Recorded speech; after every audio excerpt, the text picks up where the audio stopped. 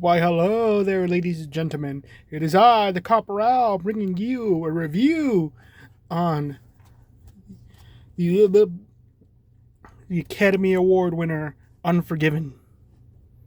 Got tongue-tied again. Also, again, the videos are out of order because I didn't have time to record another video. That should be the Vagabond. So, there you go. Vagabond. It's kind of in theme. But yeah, the star-studded cast of Clint Eastwood, Gene Hackman, Morgan Freeman, and Richard Harris. Wasn't Gene... This is Gene Hackman, right? Wasn't he also in Quick and the Dead? I gotta get Quick and the Dead. Also gotta get some other movie. What was it? I was like surprised. Like, wait a minute, I don't own this movie and I love this movie. What was it?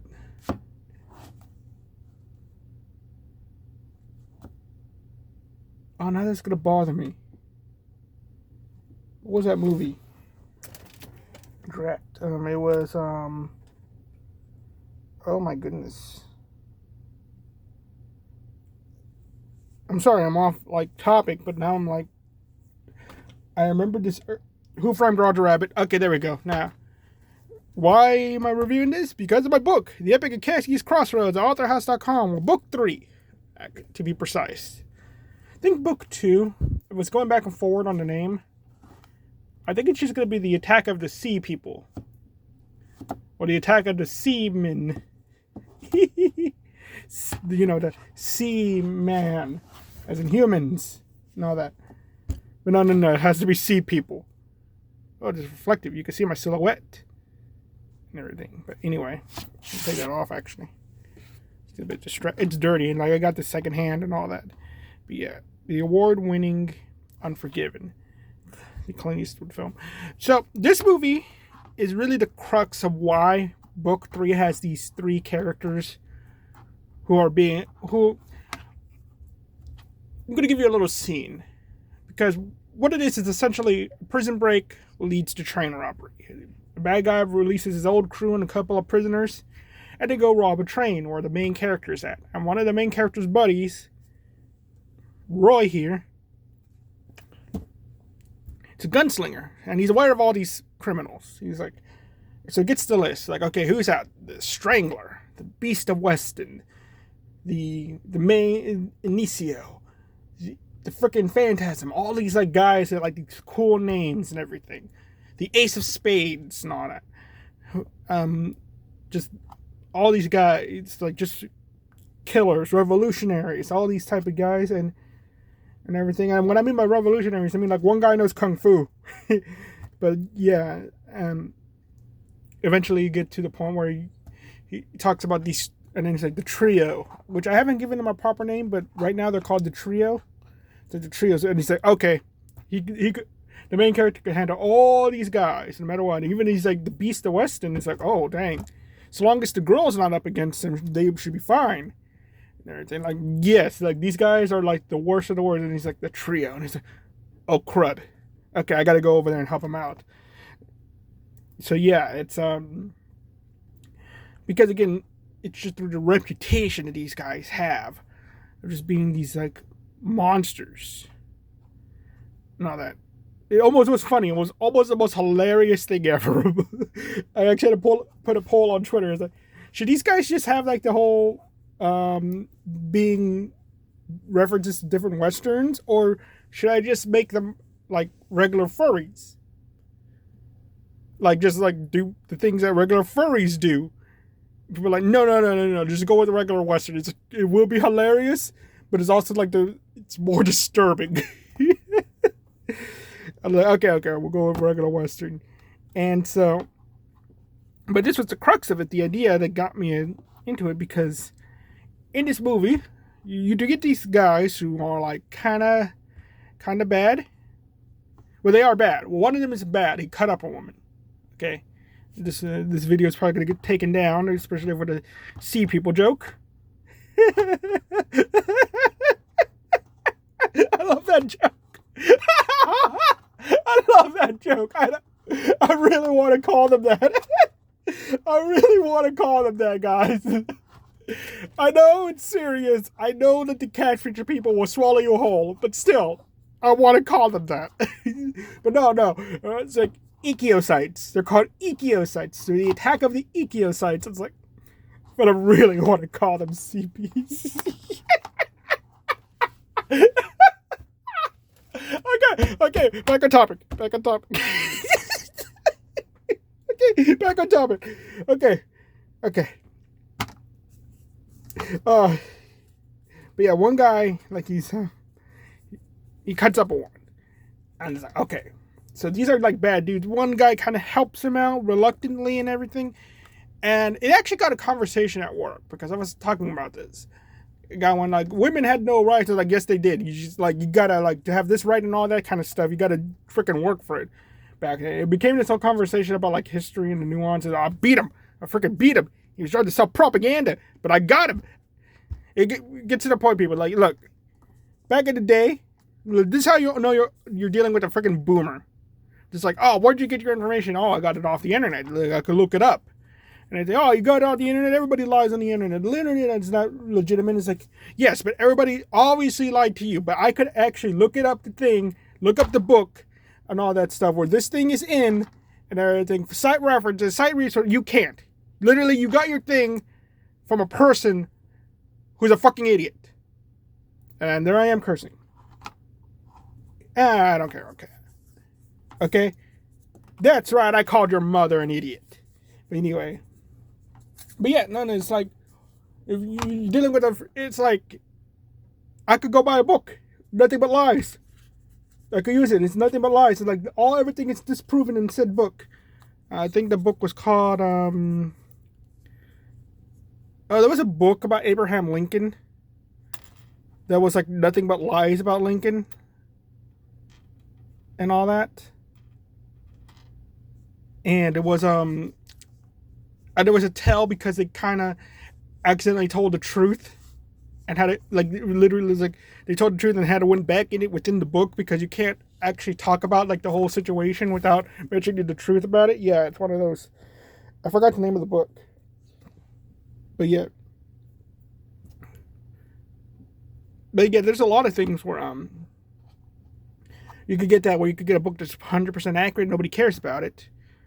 Or you could get a book like, that it's or you get a book that's nothing but lies, but everybody cites it. It's anywhere on the internet.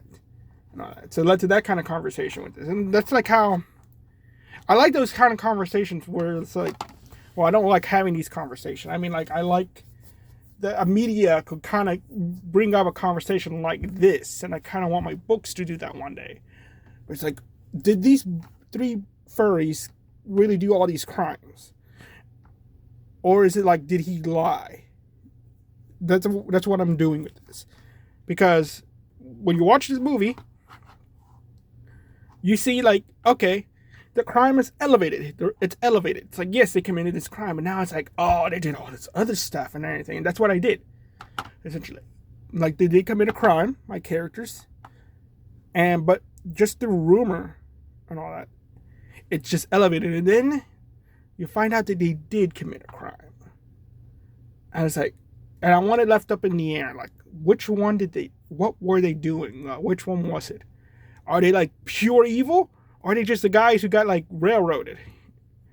And that's what I get from this movie. Is like, okay, this one guy like, yeah, pure evil. This other guy who helped him out, I'm like, no, I think he actually tried to make amends for this and all that stuff. And that's what I thought was neat. It's like, there's not really like a good guy or bad guy in this movie. Where it's like, even the sheriff is like, again, we went back to the rights things. Like, okay, these women are under contract. They technically are property here. Okay? Always negotiate your contracts, by the way, people. But that happened with the lady in Death Wish. She didn't want to do a scene. It's in your contract. You got to do the scene. Anyway, so there was this whole they were under contract. So it's like, but yeah, the when the crime happened, the bar owner actually was gonna freaking shoot the guys and everything. He actually went in and saved them. But the thing is, he's all about the money. He's like, okay, look, you ruined one of my girls, killing you off, ain't gonna get me repaid, and all that. Just pay me back. Okay, I'm at a loss here. And that's smart for back in the day. It's like, yes, you could get full-blown vengeance from them and all that, or you could get money. And they gave him a little extra, too. Like, this woman got a horse out of it. There it is. And it's like, yeah, there you go. We paid for damages. That's essentially what happened. But no, they don't want payment for damages. Okay, they want justice. They want these guys in jail. They want them bull-whipped, or they want them executed for committing this crime. And it's very much this is why I like this movie. It's like, this is one of those things where guys on the internet will insult you all the time. I'm old school. Again, I talked about this before. You insult me, it's pistols at dawn. Not Nerf pistols, by the way. Okay?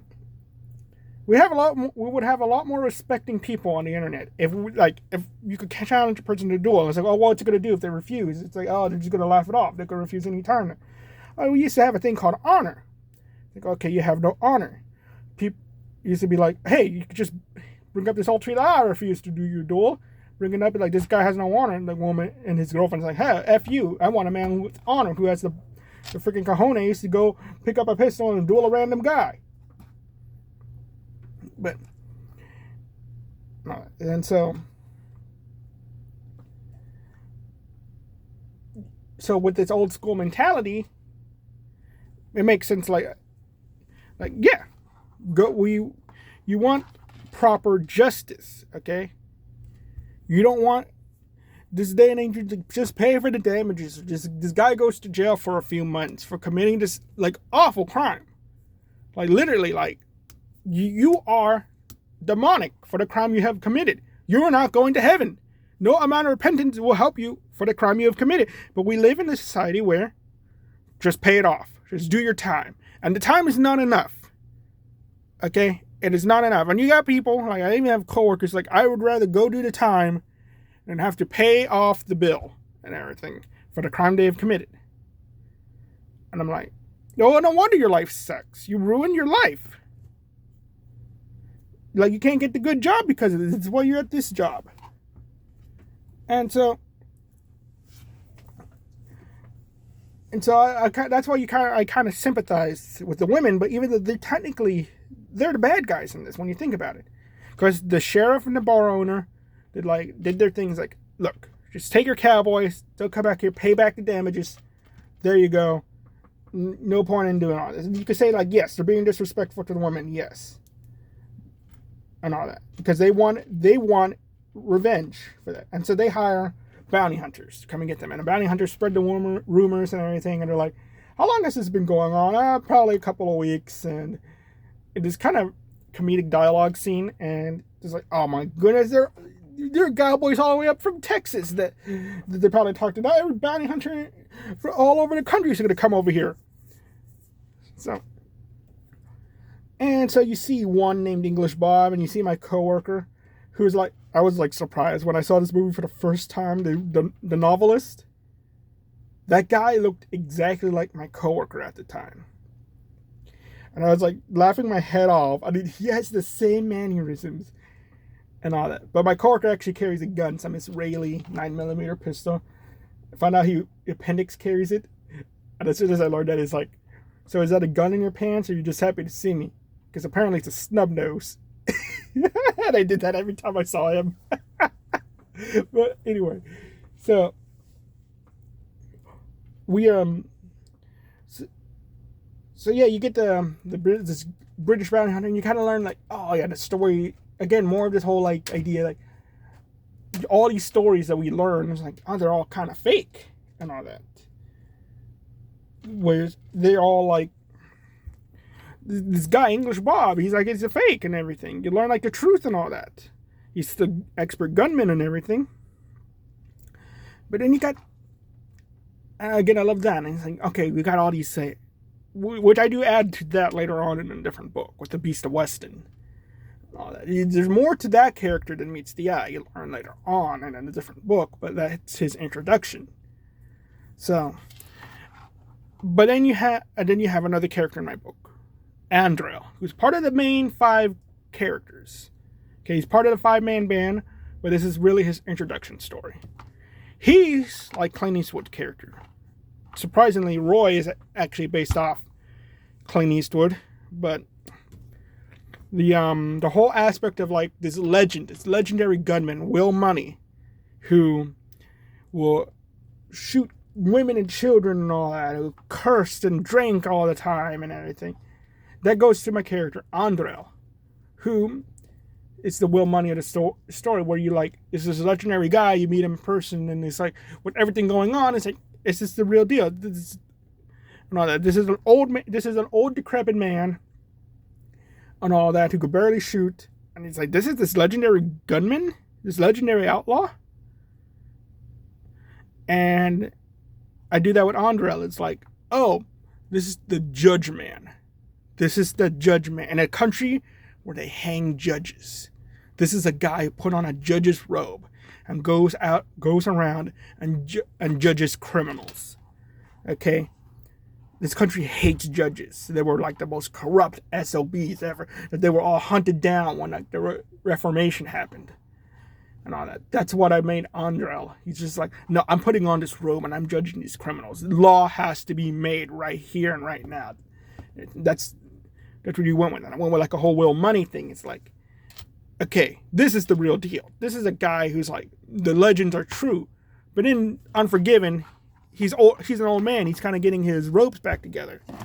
And that was something I disliked about the movie, because Morgan Freeman is his former buddy who helped him out, his former gang member. And Morgan Freeman's character is supposed to be the sharpshooter. And there's a scene where he kind of chokes and Will Money takes the shot instead. And I didn't like that. I think it would have been better if Morgan Freeman did it. He didn't choke at the moment he did. Because it just makes Will Money more like, I don't want to say Mary Sue-ish. It makes it more like he's the more competent one in the group, but it should be this whole teammate kind of thing going on, because there's 3 of them, and he's not supposed to be a good shot and everything. So yeah, it was and there's a sad scene too, kind of, because it's a guy who you kind of want to sympathize for. It's like, you didn't do anything wrong. You're just caught up in all of this. But yeah. Also, this movie's great for memes. Like, if you're watching any Razorfish streams, he sometimes has, like, some quotes from the movie. I kind of want to start making memes with the stills. But anyway. He also uses a double-barreled shotgun. I held one today. That was pretty nice. I wanted to quote the movie. But anyway, so back to the review. So you get like this whole story, like, okay, this guy, all these guys are like upping themselves up as these great gunmen, and then you get like the truth with Gene Hackman's character and all that, and English Bob, and it's just this I honestly, like, if you could change Will Money's name to Pecos Bill, I think the movie would have been probably cooler, because like Pecos Bill is this urban legend and all that stuff, like John Henry and everything. Like, yeah, it's kind of like a dumb, gritty reboot, but it kind of gets the point across. It's like just the origin of this legends and all that. But to the movie wise, really all it is just these I could see this movie being a John Wayne film too. Just this group of bounty hunters going off after these guys, and these guys would just be like just regular bad guys and everything. And once they're killed off, it's like, okay, who's left? And something happens. I don't want to spoil it, but like, of course, they get their bounties. Something happens, and it causes the ending scene where Will Money goes into the bar with the shotgun and all that. And that was one of those moments. It's like, I watched it for the first time. I thought, this was awesome. And I rewatched it and it's like, how did you miss? That was like one of those, like, it was like movie logic. It's like stormtrooper shooting. It's like, how did you miss? But then you think like, no, he went in there to die. He fully expected not to come out from that whatsoever. and abandon his kids. That's how I came out with it. Like, he just went in there knowing full well he ain't coming back out. He just wants to get these guys. And then the movie ends with, like, kind of, I don't want to say cliffhanger. I want to say, like, more of a, it ends with, like, a title screen that talks about, like, a little bit of what happens. And it's like, I didn't like that too much. I kind of wanted to see, like, an actual ending scene, like him reuniting with his kids and all that. Yeah, acting phenomenal throughout this whole movie. Again, all these phenomenal actors. And again, just like this whole thing, like, everybody has, like, this past, and it's like, it's not true. And then the one that is true, you don't want it to be true. And it just inspired me. That aspect in the movie inspired me. And all that. Also, this movie is supposed to take place at the end of the West, and it's not really the end of the West. Like, you have movies where it's Clint Eastwood movies where it's the Wild West and it takes place decades later. I was like, that doesn't make any sense. Like, he's using a Schofield as well. Like, it would have been made more sense if it was kind of like Joe Kidd, where he's like, he has the Mauser again. So it's like a machine pistol.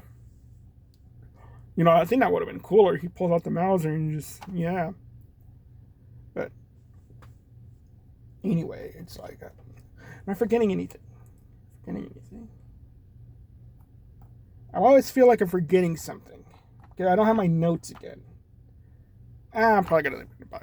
But get this movie. This is an awesome movie. I wish I had director's commentary on mine. It doesn't have it. It just has some extras. So I really would like to see the director's commentary. And I know I'm forgetting something. Darn it. There's a joke with Gene Hackman's character about his house. But I know I'm forgetting something. Well, whatever it is. Oh, I hate that it might be. Oh, yeah. Never talk about the Queen of England on Independence Day. Well, get this movie. You're going to love it. It's rated... Is it rated R? PG? It's rated R, though. There is, like, it's, you can see what... It's literally just one scene. Oh, no, it actually may be 3. And all that. Also, just be honest. There's, like, a point in this movie where, like, if they were honest, turned into their guns... Or not being honest, say they were different people, like, just riding through. A lot of the part of the movie wouldn't have happened, and everything would have gone so smoothly. And all that. There's like 2 moments where something where, like, hey, nothing bad would have happened. The movie would have been completely different.